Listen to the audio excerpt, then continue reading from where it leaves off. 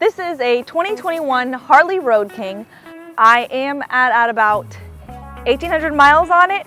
Took it from Atlanta to the southernmost point of the US, riding around the Florida Keys, and I'm on my way home now. I'm in St. Augustine today, I think, maybe a little bit past that.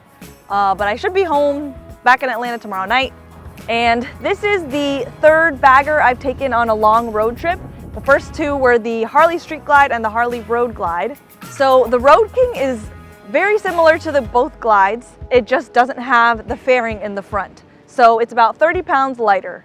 And a lot of people say that that makes it for better handling and everything, but as a petite girl, 5'3.75" inches tall, and not all that swole, it's still heavy AF to me. But really the only time that's an issue is when I'm trying to take it off the kickstand. I had a great time these 2,000 miles with it. First, I'll tell you how I felt about it. Highway, in-town traffic, and as a road trip bike, I packed this up for about 13 days. First part, the in-town stuff, that's probably more applicable if you're commuting. If I was a brand new rider at my size, I 100% would not be able to handle this bike. Really, the only reason I was able to handle this well enough in a lot of traffic in town, lots of stops, having to put my feet down, was because of Jerry Palladino's classes. I highly recommend that if you have a big bagger, whether you're new to riding or you've been riding a long time. That just makes handling huge, heavy bikes so much easier. So I had that, and then I do have a lot of tricks that I kind of gathered for short rider tips on taller bikes, and I've kind of modified them for baggers, and it's worked really well for me, especially for things like taking it off the kickstand, or if I'm parked in a spot that I didn't plan ahead and didn't turn myself around and I have to walk it backwards, and I can't duck walk it because the incline is such that I just can't. Or say maybe I wasn't able to find neutral when I put it into a stop, which happened a lot. Finding neutral is really hard to find in these baggers. I never found it on the Street Glide. I found it maybe once or twice on the Road Glide, and I found it about 70% of the time on this Road King. So I think I'm starting to get the hang of it, kind of. So in town, it's definitely big. It's 800 pounds. 830 pounds and 800 pounds, still heavy. Definitely would not have been able to handle it had I not taken a lot of slow speed skills classes and also had those petite rider tricks, or also just efficiency tricks, maybe you could call them, which I'll link to in a video down below how I do that. So that's in town. As far as highway goes, the tall windscreen, best wind deflection I've had yet. It was amazing. I did not do all-day highway rides like I did on my first two road trips because that was horrible and my body hurt and I hated it. So I didn't test it as far as that goes, but for the shorter highway rides I did do, the wind reflection was great. You could hear some buffeting on the top of the helmet. I always wear earplugs anyways, but without earplugs I'm sure I would have had a headache because of that. But windscreen was great. And how it compares between to the Road Glide and the Street Glides, and if I have a favorite. So unlike the Road Glide and the Street Glide, it doesn't have the fairing, so it is 30 pounds lighter, which makes it a little bit easier to take off the kickstand. In motion, I don't really notice the difference in weight at all. The thing about not having the fairing is you also don't have a lot of the features that go with the Road and Street Glide. You don't have cruise control, you can't see, you don't have navigation, you can't see everything right up front on your screen, like the radio, the clock, the time, the temperature, all the features that comes with the glides. You don't have all that up there. You have to toggle it on a small display, and you also have to look down in order to see it. And on top of that, you don't have the speakers and the storage in the front like you do on the glides. Road trip friendly, how did it do? How does it compare to the others? I mean, they're all just as comfortable. They all pack like a mule. As far as which of those three was my favorite, I would actually say the Road Glide. And the reason is because what the Road King doesn't have is all those features of the glides, which is so nice, and just being able to see so much on the screen, that was really nice too. And that extra storage. The Road Glide has two little storage compartments in the front. The Street Glide just has one smaller one in the front. So the extra storage was great. Not having to glance down at my screen, at the features and toggle through, just see it all at once.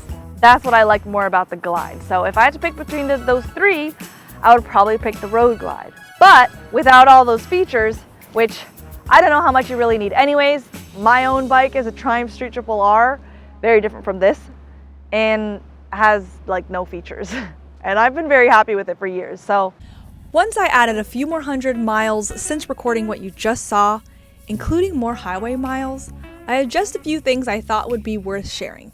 Ever since I started riding baggers and learning skills to handle larger bikes, I've started getting a lot of strange comments like these. So this isn't to address those comments that I don't think are really coming from any helpful place, but it is to address the people that think that they cannot handle larger bikes and that something is wrong with them. A lot of people think that size or strength matters when it comes to motorcycling. Well, in a lot of sports, whether it be boxing or wrestling or weightlifting, size or strength may matter. But in motorcycling, it clearly does not. It's all technique. It's not you, it's just technique that you haven't learned yet. So sure, you can get a smaller, lighter bike. I will never ever fault anyone for that.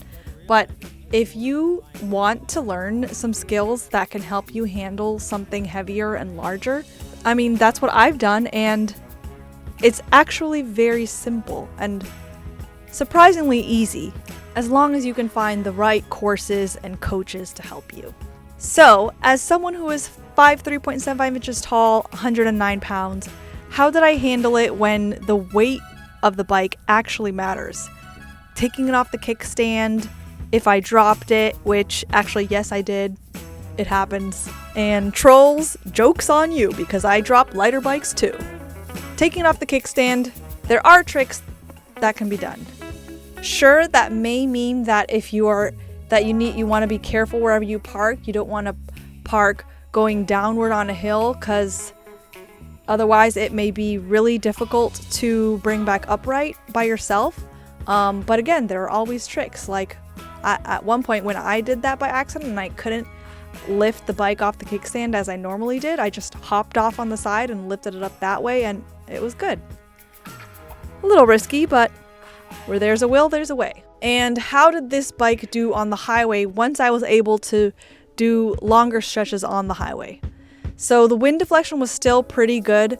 I don't think you'll have a neck ache. At least I didn't after riding on the highway for about 4 hours before just getting sick of all the noise and going to the scenic routes. It is still pretty loud. You do get some wind buffeting on the top of your helmet.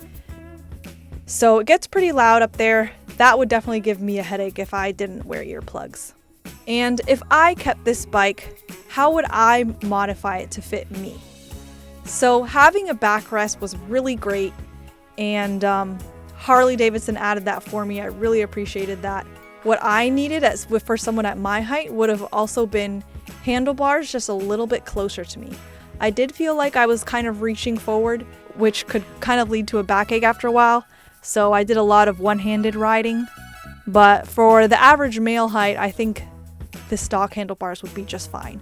And if you have trouble reaching the kickstand, you can also add an extender like what Jerry has on his Road King.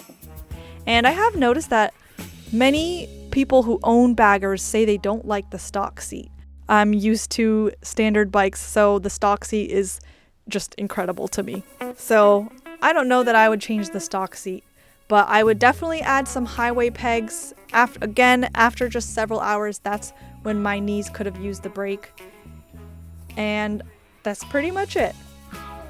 So who would I recommend this for?